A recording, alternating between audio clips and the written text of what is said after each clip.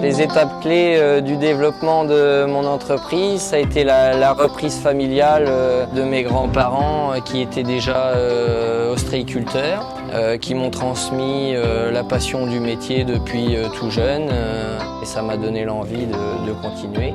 Ensuite, le départ, ça a été de développer la commercialisation surtout. On a créé des emplacements de marché, des points de vente, qui nous ont permis de vendre tout de suite et d'argenter au plus vite. Une fois qu'on a eu une clientèle, on a cherché plus à développer la production. J'ai exploité des concessions en Bretagne Nord. Au bout de 10 ans, on a pris la décision de stopper et de relocaliser sur le bassin Marennes-Oléron. On a repris une affaire mythilicole et donc aujourd'hui on produit 100% local.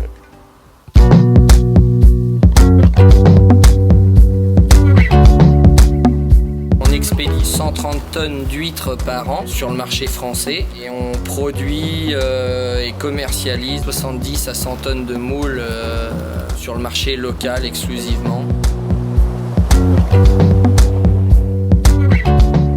Ce qui me rend heureux, c'est quand on a un projet d'avoir le financement derrière. Et voilà, c'est toujours plaisant quand on a une entreprise, hein, ça veut dire que ça tourne quand même un minimum. Et puis bon, derrière, on a aussi une très bonne équipe.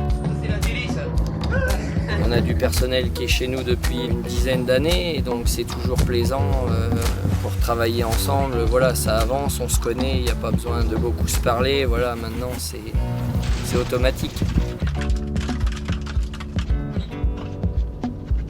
Avec mon conseiller Serre France, on évoque la situation du métier, voir comment que ça se passe un petit peu. Après, on aborde les futurs investissements, les futurs projets, voir ce qu'il en pense, on en discute, voir si ça vaut le coup ou pas. Bon, ce qui me plaît, c'est la relation de confiance avec Serre France qui dure depuis des années. Et on sait déjà comment on fonctionne, il nous connaît. C'est important.